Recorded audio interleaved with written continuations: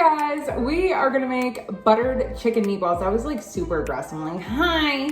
But we're gonna make buttered chicken meatballs. So buttered chicken usually is not in meatball form because they probably don't have ground chicken the way I do. But I did, and that's what I made. It is so freaking good. And leftovers taste even better. Oh my goodness, did I just say that twice? Yes, I did. It is so good. All right, let's get into it. Starting out in our bowl, I'm gonna do 2 tablespoons of some cumin. Then I'm gonna add 1 tablespoon of my homemade garam masala. Garam masala is very flavorful, so I would recommend going anywhere between 1 to 2 tablespoons. I personally think 1 is perfect, but I know some people have tried it using 2 tablespoons and they like it even better. It's very allspicy. I would say like it's very similar to allspice. It's very warm immediately when you smell it from the cinnamon and the nutmeg, but it's really good. Then we're gonna do 1 tablespoon of some turmeric. Turmeric to me is the Indian version of paprika, where it's just mainly for color, not so much flavor. Then as well as the turmeric, we're gonna do the same tablespoon of paprika. Then the tiniest little dash of some cayenne, just for a tiny bit of heat. Of course, if you like it a little bit spicier, feel free to add way more. Then with my microplane zester, I'm gonna zest in 4 cloves of garlic. I really feel like Indian food just loves garlic. So feel free to add more if you want more. And as always, I always toss in the little ends because they taste the same and you won't even be able to tell that they're in there. Then I have my peeled piece of ginger here. You guys know I freeze mine just because it lasts forever in the freezer and it actually grates a lot easier. I'm gonna grate in 1 tablespoon of it. If you have dried or granulated, you can also do a tablespoon of that. Then once you have all this, just give it a little mix. And of course you're gonna have a couple of clumps of the, what is this in here? The garlic and ginger because they're wet instead of dry spices. But like I said, if you have dry, just use that. Okay, this looks pretty good. Now we'll bring over our chicken. Now for our meatballs, in a separate bowl, we're gonna add 1 pound of some ground chicken. And you, of course, could definitely do this with turkey or beef. It just depends on what you're going for. So, of course, it's not going to be buttered chicken if you use beef, but use whatever meat you like. So now I have a box grater here with the box grater on the largest holes. I'm going to take 1 onion. I just left the other end attached to make sure we don't have any slippage. I cut the tip off. We're going to grate half of the onion in here. The good thing about doing it this way rather than chopping it is whenever you chop onions into burgers, meatloaf, anything, you end up with like super big, unless you have the best chopping skills in the world, and I cook every single day and I still do not. So having it in smaller pieces like this, for one, gives it moisture so you will never have a dry meatball.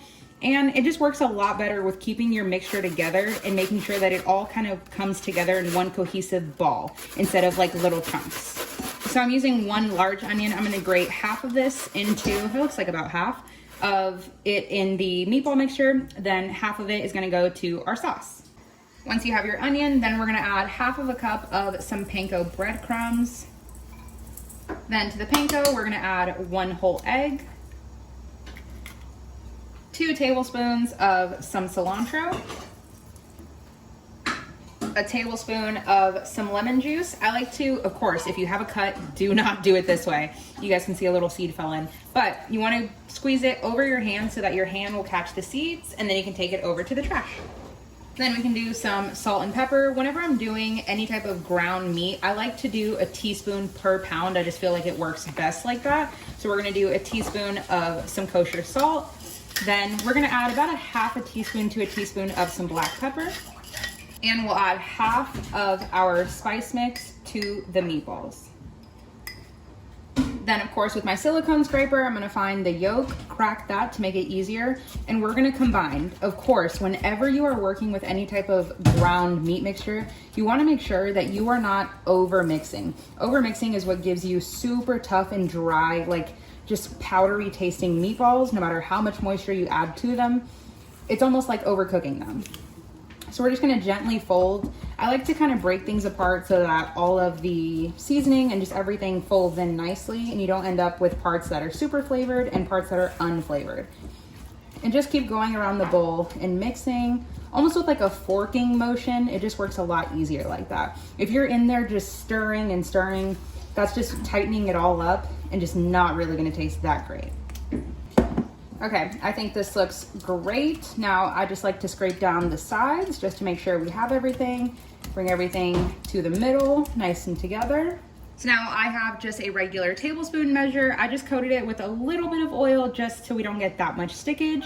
I'm just gonna put it in the meatball mixture.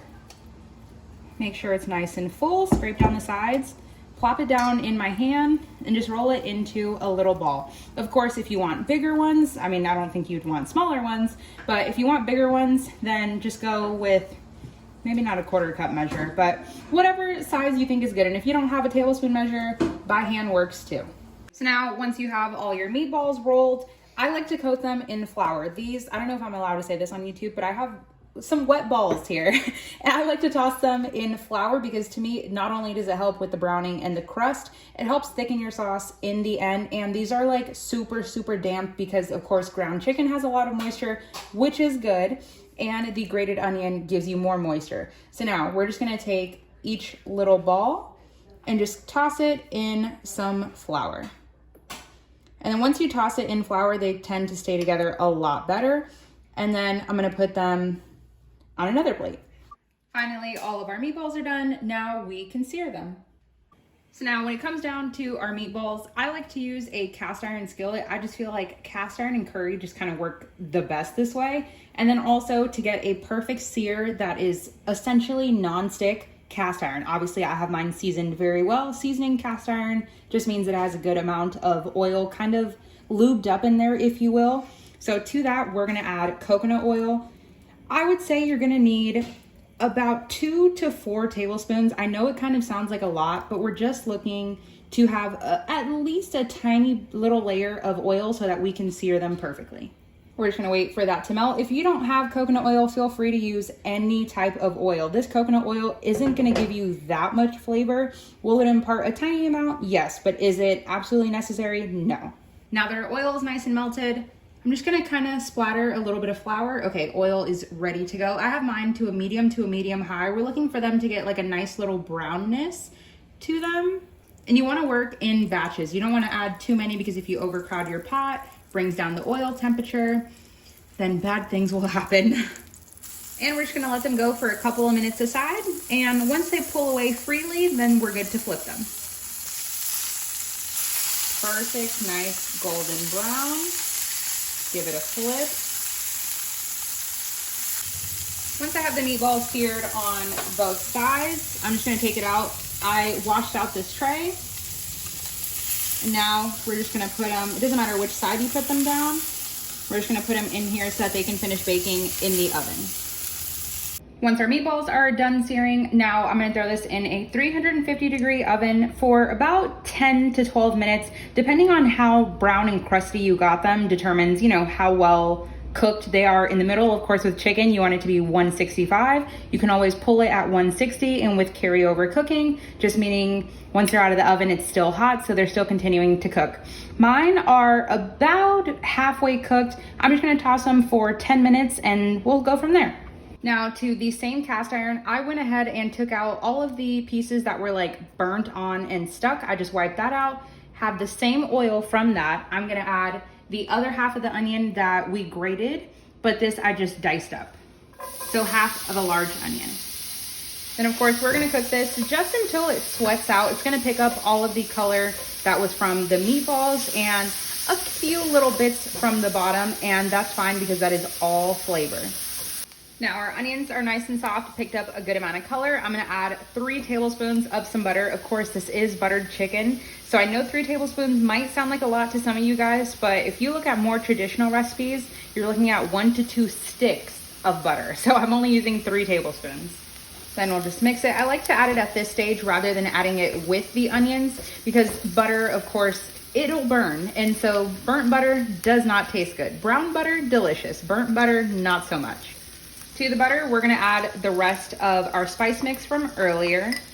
Adding it at this stage gives the chance, adding the spices in at this point gives it the chance to hit all of this butter and oil and the heat and just let it bloom and let the flavors really kind of like awaken, if that makes any sense. This is just toasting the spices. I love the color that it gives the butter and just like the whole dish. This is where all of this flavor is built. Literally just this one little step takes what, 30 extra seconds rather than just tossing everything in. This makes all the difference. Then I'm gonna add 2 tablespoons of some tomato paste. Then I like to go in and kind of smash the tomato paste, and of course letting it mix with everything just kind of turns it into a very thin paste and almost liquidy. And as always, whenever you're using any canned tomato product, it's gonna taste very metallic-y if you do not cook it out. If you guys have ever had a pasta sauce that you've made from scratch and you're like, why does this taste like aluminum foil? It's because it didn't get a chance to hit that heat and just sweeten everything up. Then to this, we can add a 14.5 ounce can of some crushed tomatoes. I did not have mine already crushed. I just had them diced, but I just threw them in my little mini blender. So same thing, these came from a can, so I want to give them a chance to hit that heat and just taste better. Now we can add in 1.25 cups of some heavy cream. If you wanted to do half and half, you could, just know it's gonna be a little bit thinner. Our meatballs are out of the oven, only took 10 minutes. I temp them, they are fully cooked, still very hot. I don't know why I try to grab that with my hand. Now we can take them and add them into our sauce. Okay, scratch that. We forgot to season. I'm gonna add a good pinch of salt here. It definitely needs it. And a little bit more cracked black pepper. I'm gonna go in with a little bit more lemon juice, of course, over the hand so we capture all the seeds. If you had lime juice, you could do that as well. Then, as always, would not be one of my recipes if I did not include some cilantro. This is about 1/2 cup of cilantro. If you don't like it, just leave it out. If you love it as much as I do, add it in. Then we can just fold this all in. Of course, the cilantro looks like a lot, but it's all just gonna wilt in. Give it a stir, and then we can add in our meatballs. And while baby Roman is moving the kitchen chairs, she is done. We're gonna serve it over some white rice, and I'll show you that next. Just cooked up some white rice, and she is done. Cannot wait to eat this.